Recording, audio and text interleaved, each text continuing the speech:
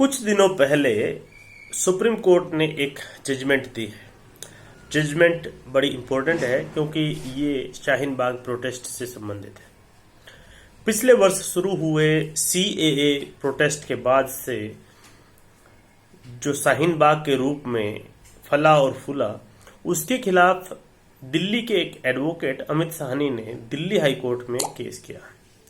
उनका कहना ये था कि ये जो प्रोटेस्ट किया जा रहा है ये एक तरह से आम आदमी के फंडामेंटल राइट्स को इनक्रोच करते हुए, क्योंकि राइट टू प्रोटेस्ट और राइट टू पीसफुल प्रोटेस्ट ये तो हर भारतीय का अधिकार है, लेकिन इसमें अगर दूसरे लोगों के दूसरे फंडामेंटल राइट अगर इनक्रोच होते हैं, जैसे कि इस प्रोटेस्ट में, शाहीन बाग प्रोटेस्ट में सड़क को रोक दिया गया था, सड़क पर टेंट लगा करके और भी ऑब्स्ट्रक्शन लगा करके वहां पर प्रोटेस्ट किया जा रहा था।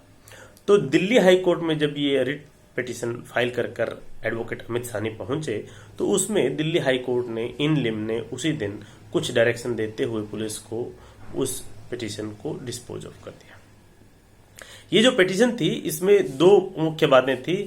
एक तो ये कि इसमें पुलिस के लिए डायरेक्शन दिए जाने की बात थी कि पुलिस को डायरेक्शन दे दिल्ली हाई कोर्ट की रास्ता साफ किया जाए।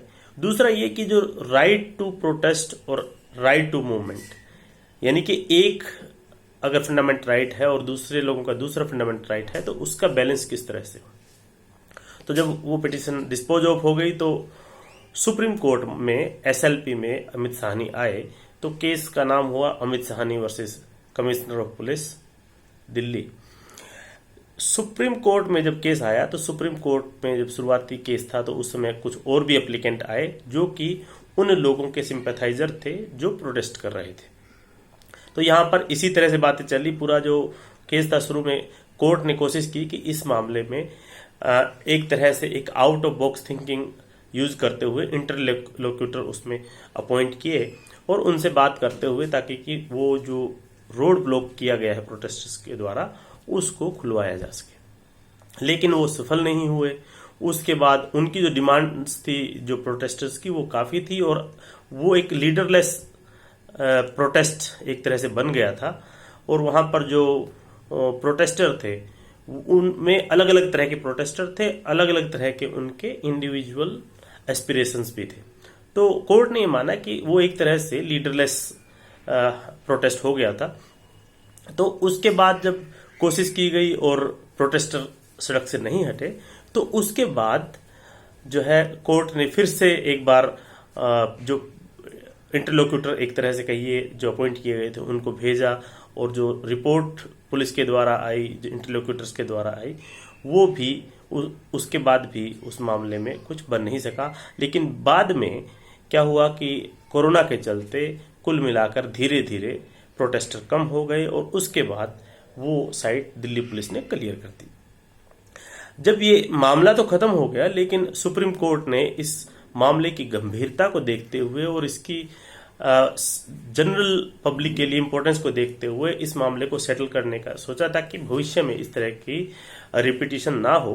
तो उन्होंने जो कुछ इस केस में जो केस डिस्कस किए गए थे वो हिम्मत लाल शाह का केस था गुजरात से संबंधित, और उसके अलावा जो है किसान मजदूर शक्ति संगठन का जो जंतर मंतर पर प्रोटेस्ट करने से संबंधित और उनका उसके साथ में ही जो वहाँ के रेजिडेंट हैं उनके राइट्स से संबंधित जो केस था। इसके अलावा बाबा रामदेव का जो रामलीला मैदान में जो प्रोटेस्ट चल रहा था उससे संबंधित डिस्कशन भी हुआ।